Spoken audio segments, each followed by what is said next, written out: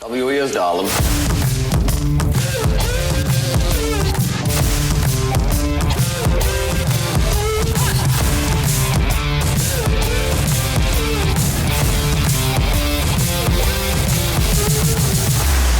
Wid Yi.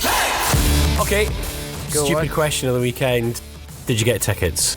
Did you No. even try and get tickets? I'm going to give you a tale of woe. Oh, Yeah. do we need the sad music? Yes, put the sad music on. Is that sad enough? So, no, I didn't get tickets. No, I didn't try to get tickets. And it was Wednesday that they said they were getting back together for this live... Tuesday. Tuesday? Tuesday they said, No, Thursday. no, it was Wednesday the official announcement was made. Tuesday they said there's an announcement tomorrow. Do you know what else happened on Tuesday? What? I got told I'm losing my job. Oh, So, I couldn't quite justify paying for tickets when I just couldn't pay the credit card bill. yeah. So, my life has just basically said, you're not ever going to Oasis again, you. For fuck's sake. You say again, you've been before. I've seen him twice. Once at T in the Park in 2000 and whatever, 2003, 2004, they were there for a bit. But I saw them at Aberdeen in 2002 in the exhibition centre. Ah, yeah, the barn. Yes, it was The barn. effectively it was a barn. But I was only 17 at the time. It was my first proper gig. It was fucking awesome, to be honest with you. It was their Heathen Chemistry tour in 2002. Which is interesting because Heathen Chemistry was a bit shit. By Oasis standards, it was a bit shit. It had a couple of good songs on it, and yeah, it was a bit shit. It wasn't ever going to be What's the Story, Morning Glory. Correct. But Stop Crying Your Heart Out, you can sing along to that. Yeah, The Hindu Times, well, that's alright. yeah, Force of Nature.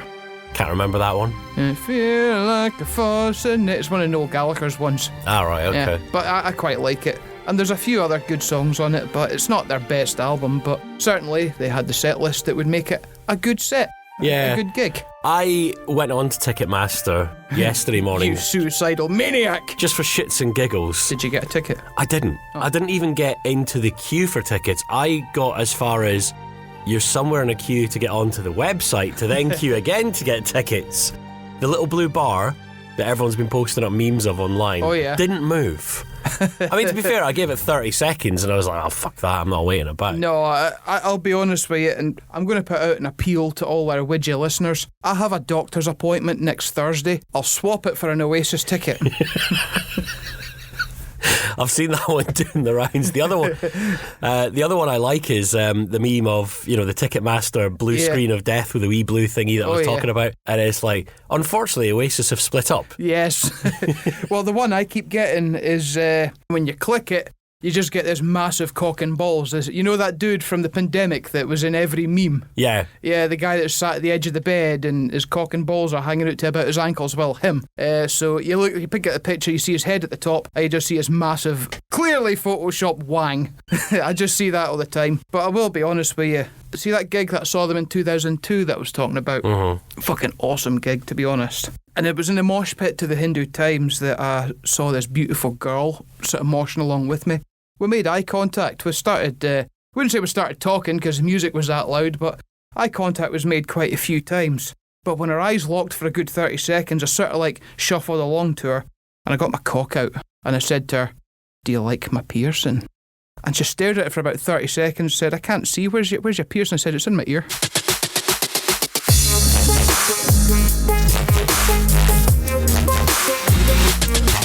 Wid Yi. You know what's really pissing me off about the whole Oasis thing? What's that? The absolute gorging that Ticketmaster are doing. So they've obviously put in dynamic pricing, right? Uh-huh. So you wait for 3 hours Yeah. for the privilege of looking at very fucking expensive tickets. Oh, yes. Then you put them in your basket, and by the time this whole drawn-out process happens, the Ice Age has been and gone again, and Ticketmaster then goes, oh, really sorry, the £75 tickets are gone. Why don't you buy these? And they're like £400 to stand in the middle of Murrayfield and watch two pensioners sing.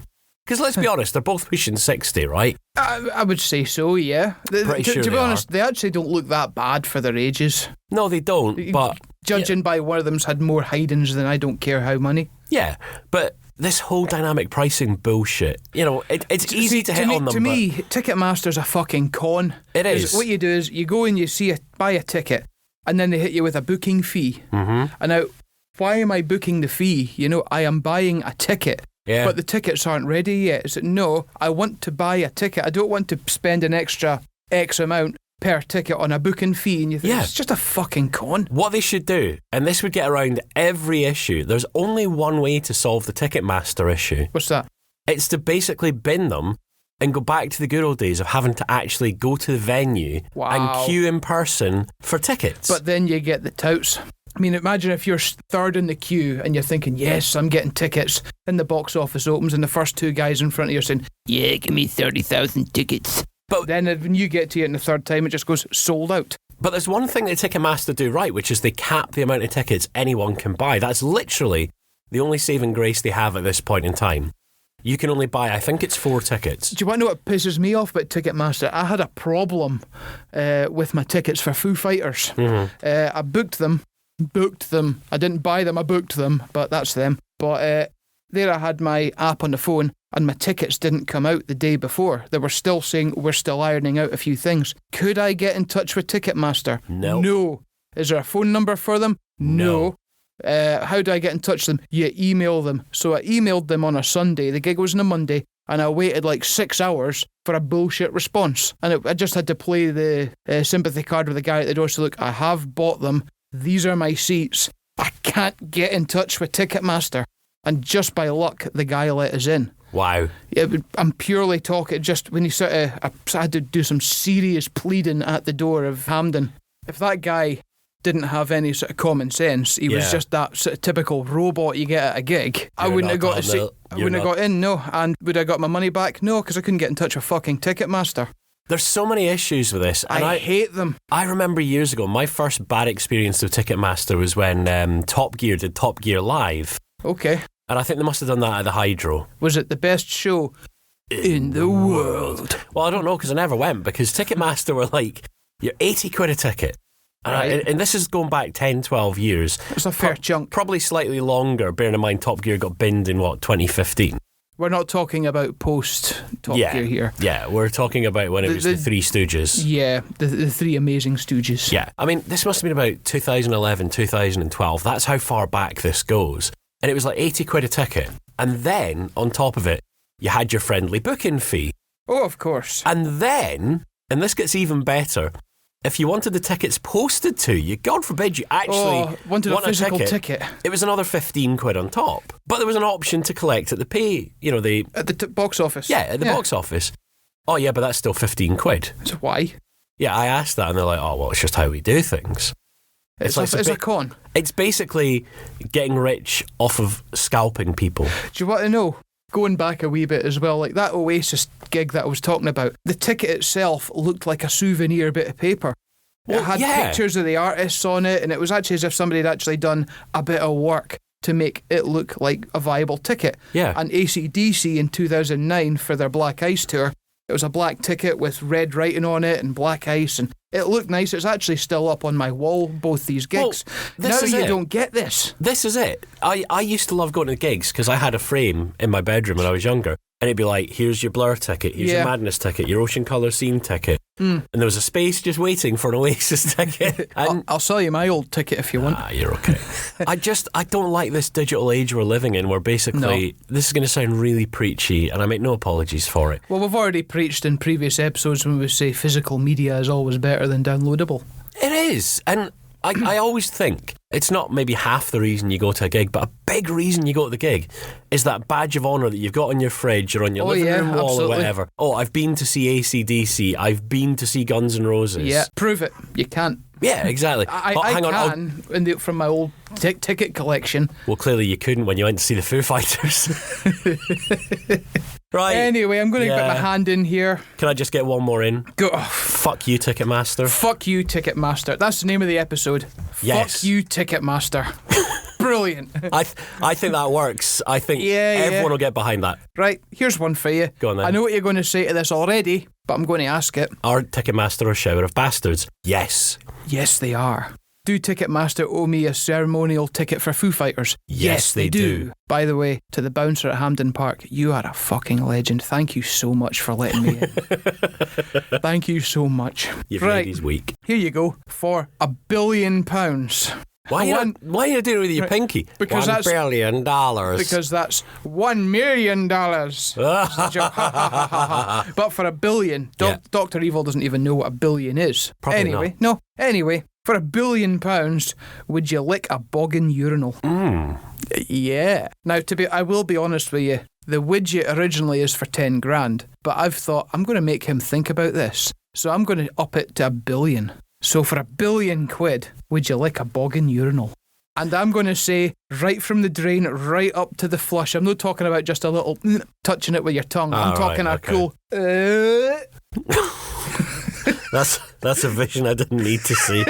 That changes things, because I was sitting thinking I could be really fly and go round the side on the it's outer right perimeter. This sick, degenerate bastard billionaire wants his money's worth. He wants you to lick the whole thing up from top to bottom. I mean, I'm trying to think of how many ways this could end badly for me. He might not pay you. Exactly. But he's like, that front, fool actually did it. He's got a dump truck full of money outside the boggin ropey ass pub, and he's giving you the keys. Is that the name of it? The boggin ropey ass? The boggin ropey ass pub that the right. I'm talking like in Edinburgh in the start of Train Spotting, where you've got the worst toilet in the world, and Ewan McGregor goes swimming in it. Yeah, that's the quality of toilet I think we're talking about. Right. Here. Well, that becomes a very easy answer. For £1 billion, you wouldn't do it. Yeah, because it's not enough to get an Oasis ticket.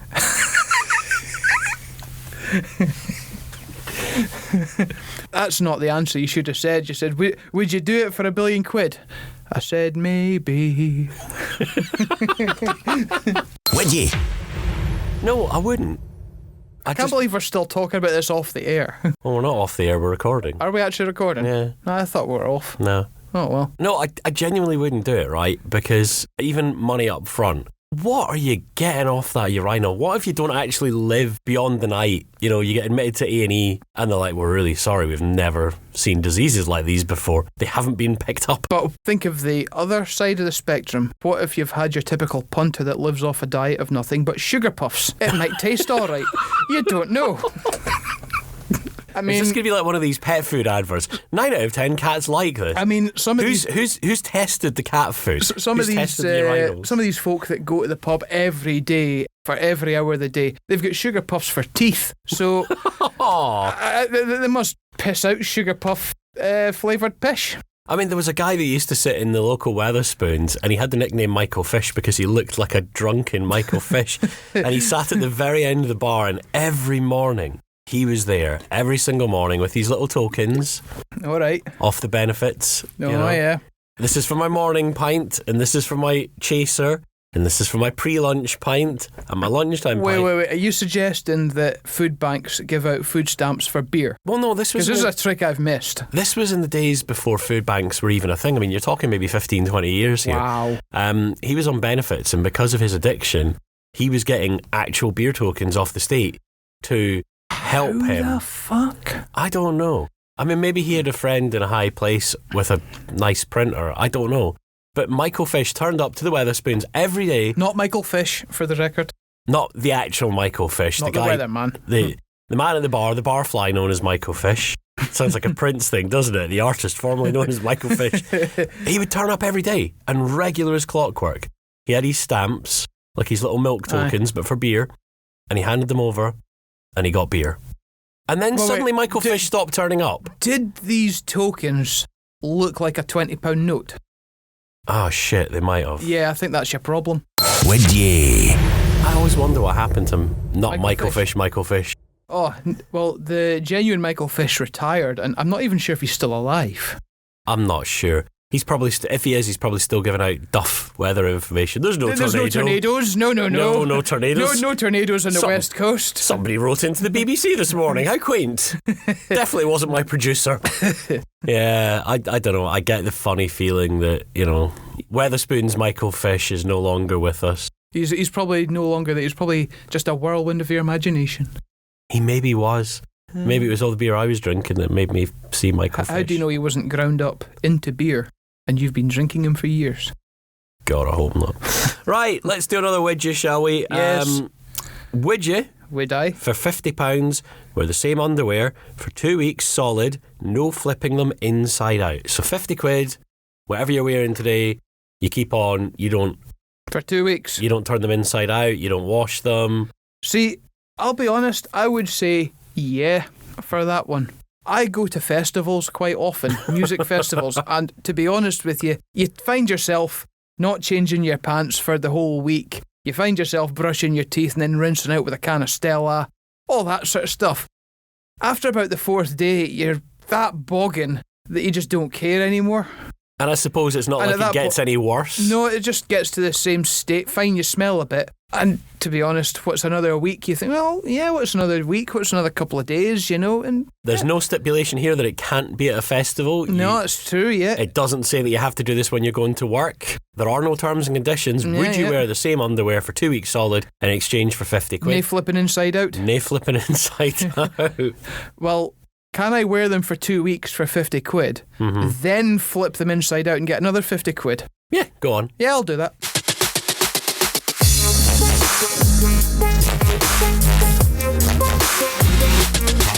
Wid Yi. Right, just before we jump into the last Wid Yi on this episode, I'm going to put this out to you. Would you, like Dave would, wear the same underwear for 2 weeks solid for 50 quid, no flipping inside out? So let us know in the comments below. And don't bother telling us if you got Oasis tickets. We're done. We're done with Oasis.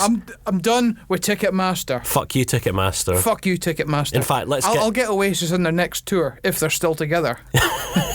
Yeah, when they're in the OAP social clubs. Look, to be honest with you, see all you lucky bastards that got tickets. Oasis have got a year left. I mean, the shows are in August. We've just hit September.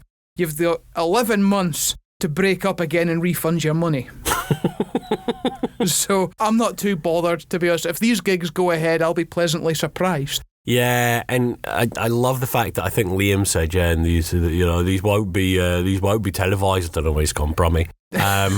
He's like, they're not going to be on the telly. Of course they will be. They will absolutely be on the telly in the same way that Blur did that documentary, to the end. Didn't Oasis do a documentary about 5 or 6? I'm sure they did. And Supersonic or something. I was going to say, yeah, Supersonic. They did. They absolutely did. And they'll do another one. They'll do this Blur thing of, we were two brothers fighting. It's easier just to make Liam sound like a brummie. We were always fighting, and Noel always got the Lego train sets. Do you want to know what cracks me up, though, is when you watch interviews for the last 15 years of the two of them getting interviewed separately. Yeah. Right. You've got Liam that would say, oh, yeah, I'd be totally up for I can't do a Liam Gallagher impression, I'm sorry, but he's yeah, I'd be totally up for doing Oasis again. The times were good, the times were... Then you'd get Noel getting interviewed by the same guy at another show, whatever, and he says, did you not miss the good times when you were with Oasis? And he was, well, there's times when I was... Look, no! He was just not up for it. Yeah. But now he's had this expensive divorce last year. I wonder if that's a factor. I think you might be right there. Yeah. But again, still, fuck you, Ticketmaster. Fuck you, Ticketmaster. So yeah, we're not bitter at all about this whole experience. But in all seriousness, if you like the show, click subscribe. Give us your widgets in the comments below on YouTube. And we're on Apple, Amazon. Help me here, Spotify and Ticketmaster.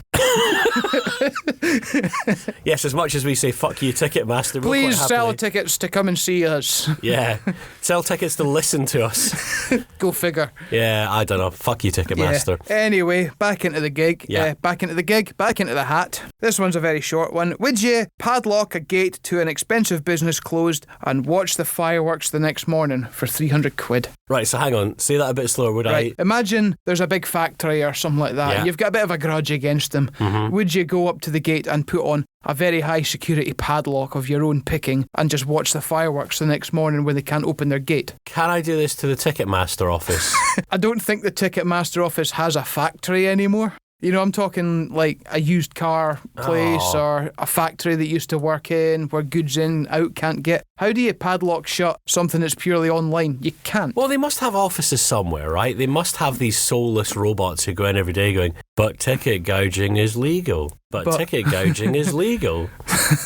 But you can't get to the Foo Fighters gig. Oh, you've got your ticket. No, I don't. Oh, can you print them off? No, I don't have a printer. We can't help you there.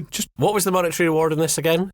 300 quid. Right, tell you what. Go on. If I can go to America, yeah, and I will do this bit out of my own pocket. Okay. if I can go to the Ticketmaster offices Right. and double padlock them, I will happily do that. Thanks for listening. Would you do us a favour and check back again next week? And don't forget to find and like us on the socials. Wid Yi.